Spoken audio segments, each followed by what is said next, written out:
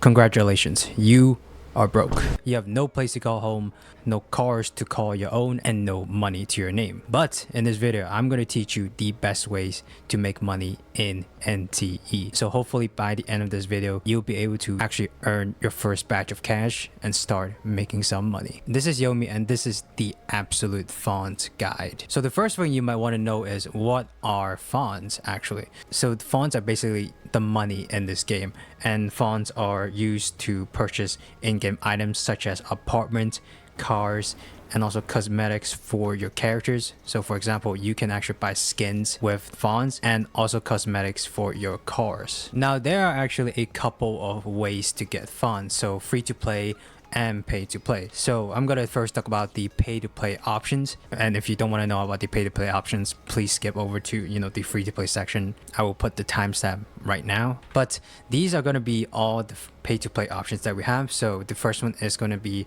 the monthly pass. So if you buy the monthly pass, you get 30,000 Fons every day, and then you can get a total of 900,000 Fons per month. Another place you can get Fons is for spending your hard-earned cash in real life to get these packs, which includes Fons, and also these packs which also includes Fons. So these basically are the premium currency that you can buy with money, and then you can transfer them to whatever you want. Now if you actually do summons on the banners, then you can also get Fons. So if you have like these warp pieces, then you can of course exchange warp pieces for Fons.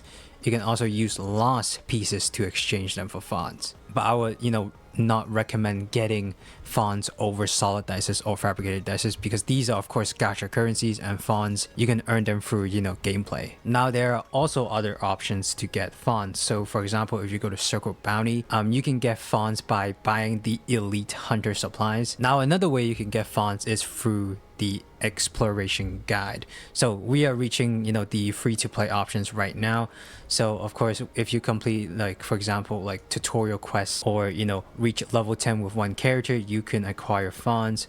So exploration guides are basically stuff you unlock by exploring the city, and you can also acquire Fons by clearing the end game content. So right now we have only one end game content, and that is Beyond the Rails Fracture Circle. So if you see these things over here, these train logs can be used to convert to Fons. So if you go to the mode shop and you click here, you would see you can use these little books to exchange for Fons. And also there's also going to be metal shops that you can also exchange for Fons. So these medals are gained by beating high risk commissions, so basically high level anomalies in the city, and by the first time you complete it, you would get these medals. Then you'll be able to get some Fons with these medals. Now when you are first starting up, you of course won't be really able to clear the end game content. So now you might be thinking, oh, is there a way to get Fons early game? And yes, there is. So if you go to the city tycoon, you would actually see two very important icons for Fons acquisition. So the first thing I want to talk about is going to be the hobbies. So not every single hobby right here gives you Fons, but the hobbies that could give you Fons are going to be city delivery, races, owner selection, swift travel, and ping pong heist. So before I introduce you to all these hobbies, the first thing you need to know is these hobbies all require city stamina, and this thing over here is what we call the city stamina, and this thing actually regens. For me, it city stamina resets every Monday at 5, so this is per weekly. And city stamina could of course be used to recover by these energy drinks that recover city stamina, or aluminum. So you could technically pay your way to win. So the first thing we have here is going to be city delivery. So city delivery is basically all these daily deliveries that you can do, and right now I believe these are all the options that you can do, and you can only do them one time per day. So we have 1 2 3 4 5 6 7 8 9 10 deliveries that you can do every day. So for example, if you finish this delivery, then you'll be able to get 20,000 Fons if you have a professional rating of 90 plus, and this will spend around 8 to 20 city stamina. So make sure that one, you get a very good rating, so don't crash into people, and make sure to do all of these daily so you get the maximum amount of fonts. So I calculated all of the delivery options together, and in total you can get around 122,000 every single day if you finish all these shipments. And also one thing to note is that when you level up Half4's life skill, she will be able to do one delivery for you instantly. So I think having Half4 is a really good way to start your account because she can actually help you get fonts faster. Now the next thing we have is races. Pause. Races. So if you click onto races, you got challenge races, online battles, and also friend battles. So the tab I want to specifically focus on is of course the challenge races. So down here we have 6. So down here we have 6 options of races. So we have Sunday, we have Coastal Drift, we have Full Throttle, Meridian, Tempestas, and also Uncrowned King. And each of them of course have different levels, and different levels of course cost different amounts of city stamina, and of course give you different rewards. So just pick and choose which one you like. A little bit of note here is that online races also does give you Fons, but the amount is barely noticeable, so I wouldn't really say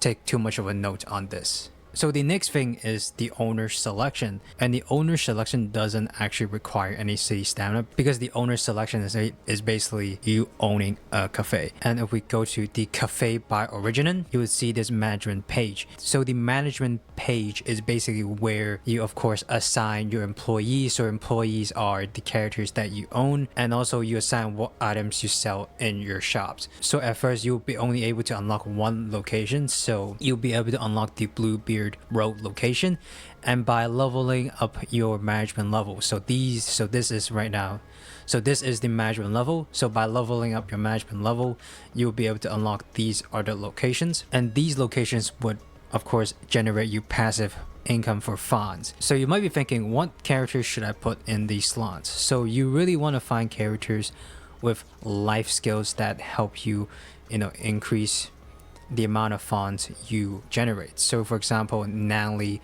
we have right here. So Natalie increases dish prices by 0.2 Fons for each main dish tag on dishes. So if that cafe mainly sells main dishes, then you get more Fons from that. And then down below right here, you would see the items that you can sell. So you can actually change the items you want to sell in your cafes in the management tab right here, and you can unlock different items to sell in your shops. And these of course requires you reaching a certain level of management level.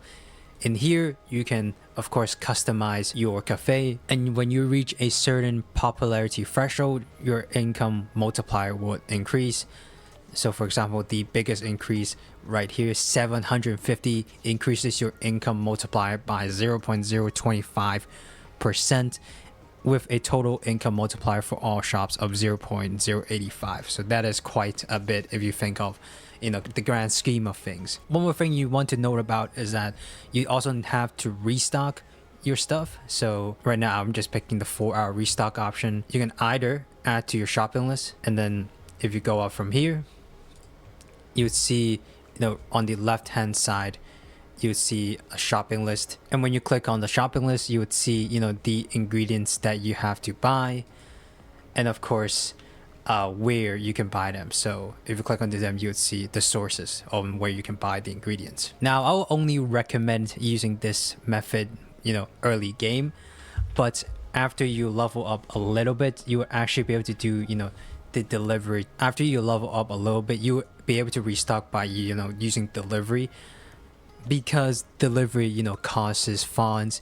So in early game you wouldn't really want to use Fons, but after you gain like a certain amount of Fons, then of course you can restock by just delivery, and this is just a way faster way to get your stock back. And then of course the withdrawal of Fons levels up your management level. So right here, if I withdraw like 5,000 Fons, this will go up 5,000. And then you also have the management guide where you can unlock more Fons. So this is like one of the best ways for a free-to-play character to acquire Fons. You just need to have patience, And And look here, I need to restock now, so let's just restock. So the next thing we have is the swift travel. So the swift travel is basically you locating an NPC and then take them to wherever they want. So it's basically a taxi service. And the one thing you actually want to note is that there's a patient bar. So, you know, it depends on how fast or how slow you get the customer, and that actually gives you bonus Fons on top of the base fare and also the bonus tip. So for example, if you crash or if you get there too slow, then the patient bar will actually go down and you will earn less Fons, and vice versa. If you get there fast and not, you know, crash the car, then patient level would actually stay pretty high and you get more Fons. And the last thing we have is actually the pink Paul's heist. Now the pink Paul heist is a pretty fun game mode. So you basically go to the pink Paul's bank and then you rob the bank. But be careful. The bank, inside the bank, there's actually bosses and also mobs and also traps, you know, that could alert you. And every single time you get damaged or get hit by mobs, the amount of money that you collected or earned would, go down. So make sure you don't get hit at all, or you keep the damage to your character to the minimum. So each ping pong's heist cycle lasts for 2 weeks, and after the 2 weeks, the total amount of points that you get from the ping pong's heist will be converted into Fons, and the maximum amount of Fons you can get from the 2 weeks is 1 million Fons, which actually is a lot. So, be sure to do these every single 2 weeks. Make sure you do the ping pong's heist with a friend so you can maximize the amount of Fons you earn and minimize the amount of time you spend in the game mode. So yeah, these are going to be all the ways that you can get Fons right now, and I imagine in the future they would implement more ways to get Fons because there is always more ways to make money. So if you like this video, please like and subscribe. It really helps the channel a lot, and I'll see you in the next NTE video.